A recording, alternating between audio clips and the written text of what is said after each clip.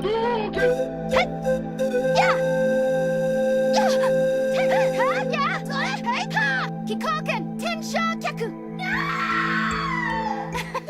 idiot!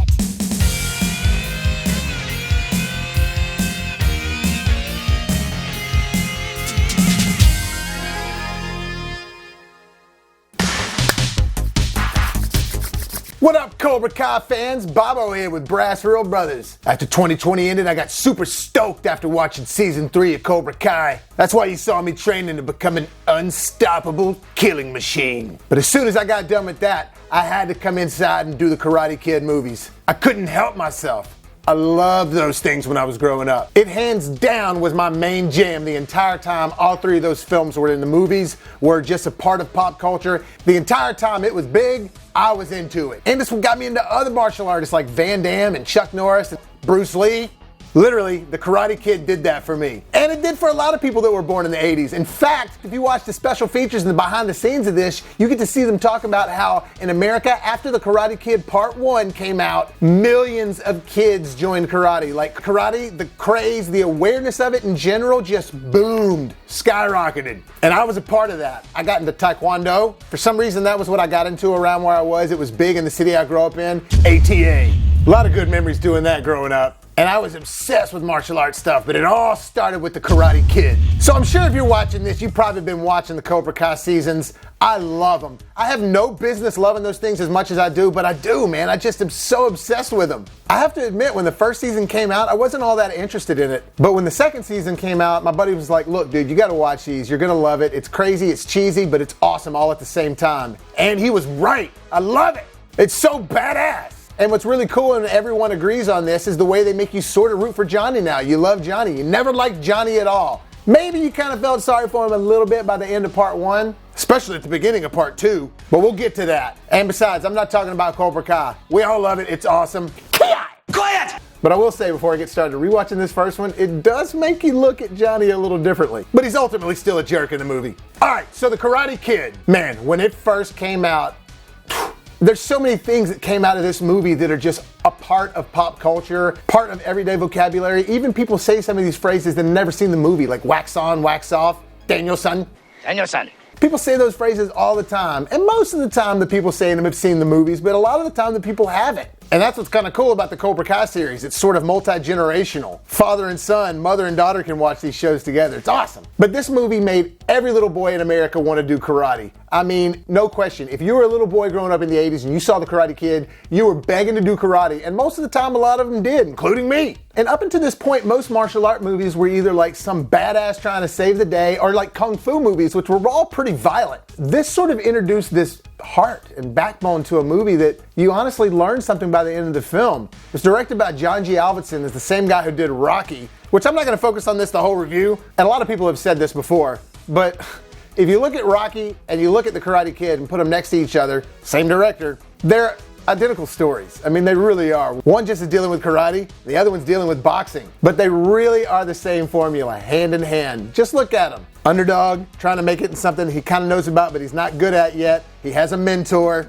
There is this sort of other competing force that you got to beat at the end. There's a woman involved. The formulas for both of those films are very similar, but that doesn't make either of them any less good because of it. Because look, at the end of the day, I've said this kind of before, if it's a formula that works and you do it well, it's going to be a good movie, especially if you got good people behind it. While this movie's called The Karate Kid, we don't see much karate come into play until way later in the movie. Yeah, there's snippets here of like when he's on the beach and there's the whole boombox scene. And you see him go to the dojo a couple times, but none of it really comes into play until about halfway through the film. Which most good movies that are involving something like this, they do tread lightly with it, like Jurassic Park. You know, you don't want to see the dinosaur right away. Jaws, they tease you with it the whole time. I mean, that's kind of what works. And what works about this film is the way they build the relationships and the character development and all that stuff up before you really get invested in the karate. You almost forget about the karate part of it until it comes back into play. But it means that much more because you care about everybody in the movie. And the relationship built between Daniel-san and Pat Morita is beautiful. It's so awesome and it's so heartwarming. Pat Morita's portrayal of Mr. Miyagi is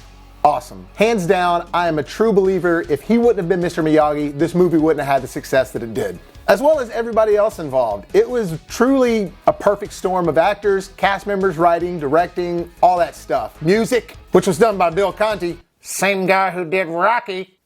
One of the things I really have learned about this movie as I've watched it over time is that when I was a little kid, I was just like, oh yeah, Danielson, I want to do the crane kick, oh! And of course, like catching the flies with the chopstick thing, wax on, wax off, paint the fence, all that stuff, you would refer to. But the older you got and watch this movie, you start to see the layers that the film has. For example, the way that Danielson doesn't realize that he's learning karate by doing all these mundane chores. The movie gives the audience member the same lesson as you're watching it, because you're going into this movie wanting to watch the Karate Kid. You want to see somebody kick ass. And while you do kind of get that at the end, you actually learn something while you're watching the movie. You learn the beauty of the relationship. You learn the beauty of patience. You learn that all these little mundane things in life that you don't know you're learning from in the moment might be beneficial later on. At least that's what I've gotten out of it the older I've gotten. And I think that's really cool. All right, so as far as Daniel and Johnny are concerned, everybody's saying that Johnny's not so bad, especially the way they convey it in Cobra Kai, where he's just like, look, I just wanted to talk to her. Next thing I know, he's hitting on her.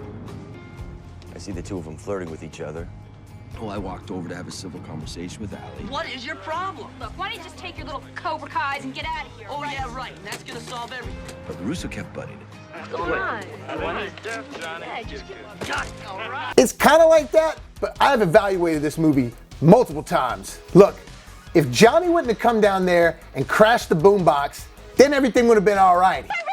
Don't touch it, punk. He didn't cross the line until he crashed the boombox, because he was just wanting to talk to her. And if he saw his girl, if I was in a fight with my girlfriend at the time and she was messing with some other guy on the beach, it pissed me off.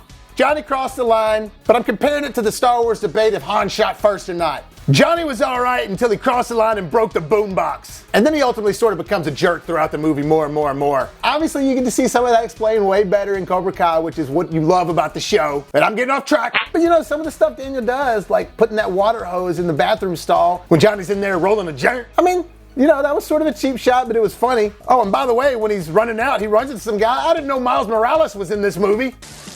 Hey, Johnny, what's up? But the casting is all great. Of course, Ralph Macchio is Daniel. William Zabka is Johnny. Oh, and of course, Elizabeth Shue's in it. One of those other ones in the 80s that I had a crush on. But Pat Morita is Mr. Miyagi. Martin Kove is awesome as John Kreese. Man, as a kid, I hated him. But like I said, there's so many things in this movie that are so iconic in American culture nowadays. Like I said, the wax on, wax off, or even in cinema culture. Like the scene where Miyagi beats all the teenagers' asses and saves Danielson. I mean, all the time if you see like any sort of look back on the years of Hollywood type montages or whatever, 9 out of 10, that scene's in there. And after I saw that scene in the movie where he whoops them all, I never looked at an old man the same way again. In fact, I took Kempo later in life for a little while, and my two instructors, Brian and Sean, not that they were old men, they were good looking dudes, but you would have never expected that they could do to you what they could do to you. They were badasses. There's so many awesome moments in the movie, and what's great is they're all pretty family friendly, just like the show. It's a coming of age story, it's got some lessons involved with it, it's funny. I hate this freaking bike. This stupid bike. I hate this bike, I hate it. It's got some serious moments, especially when like Pat Morita is breaking down, getting all drunk, and he's looking at his deceased wife, and you kind of find out in that moment that she died in childbirth along with the baby.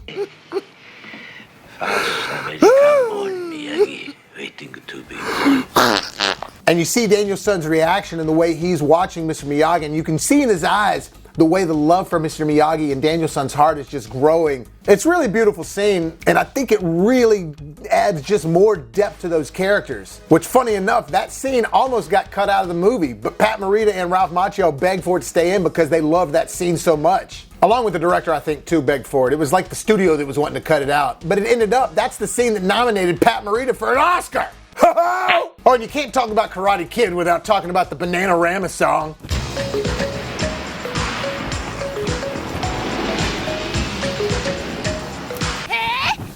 As I said earlier, I love this movie so much when I was growing up, and I still love it now. And I think it's a testament to John G. Avildsen. He's even said that this is sort of his prized possession, the Karate Kid trilogy. And I think they really age well over time. Because like I said, he's got all the elements in there that really make a good movie. And then the karate is an afterthought that just is sort of that icing on the cake. Because by the time you get to the end scene, the tournament, you care about everybody and everything that's going on so much. You're really invested into it. And it's not just like a scene that has a bunch of kicks and punches. It's a scene you really care about the outcome. And again, Bill Conti's music is just pumping through, just building that excitement for you. I remember seeing all these in the theater when I was growing up, and every single one of them, I was just biting my nails on the edge of my seat And it was a passionate edge of my seat too. It was like I was really involved in these movies, just like the Rocky movies, except for part 5. You're gonna crap thunder! And how I've been saying this movie is so ingrained into pop culture and the pop culture phrases, you get a ton of them in the end at the tournament. You get one of the funniest quotable lines. Get him a body bag! Yeah! You know you all love saying that one. You got the ultimate montage song. You're the best! Like nothing's gonna ever keep you down. You're the best! Hell yeah! You got the whole hand scene. I remember every kid doing that. I know I was doing it all the time, pretending that I could fix somebody's leg out on the playground. Sorry, that didn't work. Crease and Johnny at the end where he's holding Johnny's face, and you start to see some of the fear and doubt sort of come into Johnny's eyes, and he does the whole no mercy. No mercy.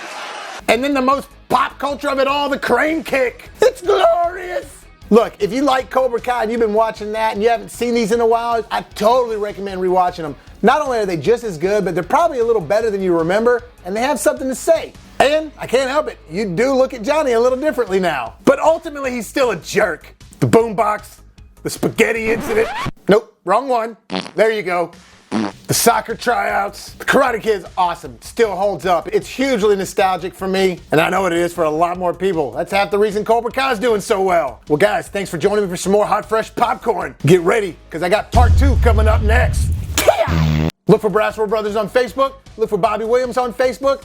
You can find me on Twitter, BrassReel Bobby at BrassReel. And remember, if life gives you lemons, make some hot, fresh popcorn.